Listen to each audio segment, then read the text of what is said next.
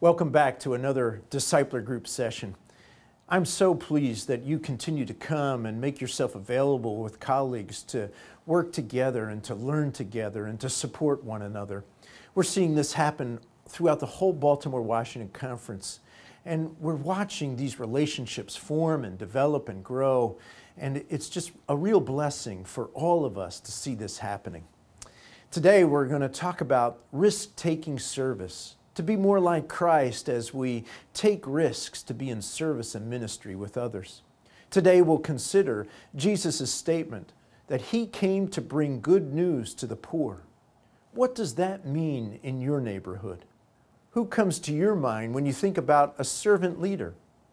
After viewing a provocative foot washing clip, we'll hear from Brian McLaren, the founder of Cedar Ridge Church in Burtonsville, Maryland, and an outspoken leader of the emergent church movement. He'll talk about Jesus' view of the relationship between power and justice. He will also push us to consider how we are using our power, our resources, on behalf of the good news, particularly the good news for the powerless in our communities, those who are struggling in our communities. So again, I'm glad that you're here. I appreciate the ministry and service your congregations are already doing. And I look forward to how we can continue to work together to bring the good news of Jesus Christ through our hands and our feet and our mind in our communities. God bless each one of you.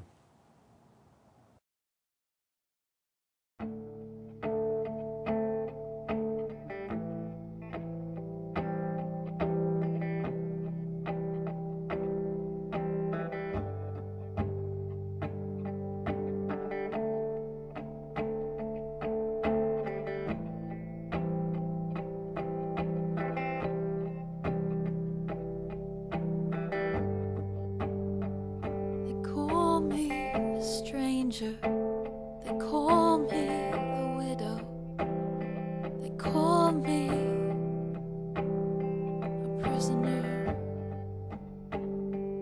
But you love what is ruined and you choose what is broken. You remember the forgotten.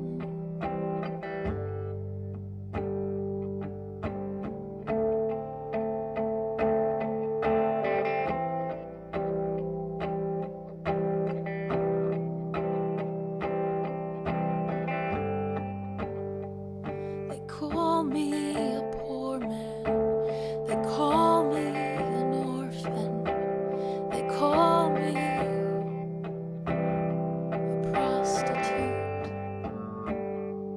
But I hear you cry out, daughter, I hear you cry, beloved, I hear you cry for me all the time.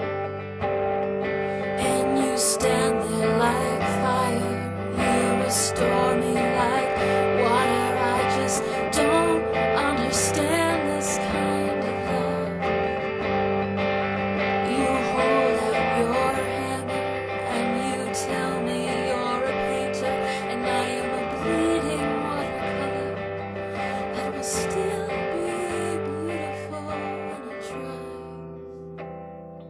Beautiful when it dries. When I'm done, and it's done like a masterpiece from a master's hand.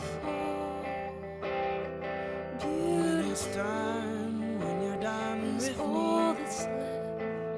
Beautiful, beautiful, beautiful. Your hands have stopped. Beautiful. Hands have left pieces of canvas on the floor. Oh, there's a stone on the floor. Oh, you stop your swinging and your world, and I'm beautiful. Is all that's left. All that's left.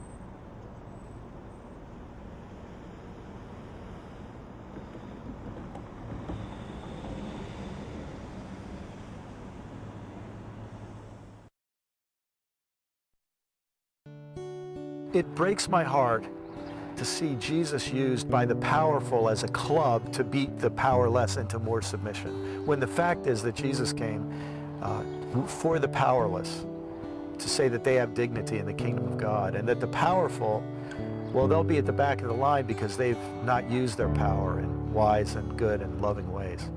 One of the quotes from Jesus has had the biggest effect on my life since I first became a follower of Jesus in my teenage years. It's in the Gospel of Matthew chapter 6. He says, "Seek first God's kingdom and his righteousness. And if you do that, everything else you need will be taken care of." Now, the word righteousness is probably a bad translation, because when people hear the word righteousness, they think religiosity, piety. But the word actually is the word justice. And in other languages, you would quote this by saying, "Seek first God's kingdom and his justice." Justice is the right use of power. The kingdom of God is about recognizing God as the ultimate authority and power. So if we're concerned about the kingdom of God, we have to be concerned about justice. How are we using our power, our individual power as people with wealth, education, jobs, so many advantages? As people who vote in a democracy, how are we voting to use our power as a nation in the world? So this is the right or wrong use of power. Jesus constantly talked about power. For Jesus, power is exercised in servanthood. Power is exercised in love. You know, religion has been around a long time, and religious people are always doing basically the same things. They're arguing about each other for who has the best set of rules and the best set of doctrines. Jesus shows up on the scene, and he's not part of that game at all. You know, there are groups like the Pharisees and the Sadducees, they're fighting with each other. The Zealots and the Herodians, they're fighting with each other. And Jesus doesn't come and just work on the level of their fights. He moves things up to a higher level with this message of the kingdom of God. And so when people met Jesus, they could just tell his whole approach here is on a higher level than anybody else's. The place where I think we in the United States have to face this is it's very tempting for us to take the interests of God and the interests of the United States and treat them as if they're the same thing. What does it mean to be a citizen in the United States and to realize that God doesn't play favorites? And in fact, if God plays favorites, he plays favorites with the weak and the poor, not with the powerful and the rich and the well-armed. If we don't start facing that as Christians in the United States, well, we could find ourselves playing on the wrong side. Maybe all of us are a lot more out of sync with what Jesus really wanted than we realize. Maybe we've made little turns along the way and we have no idea how far we are out of sync with what Jesus really wants. I think you can contrast the kingdom of God with every kingdom or regime or ideology of this world by saying worldly systems are unified by their love of power. The kingdom of God is about the power of love.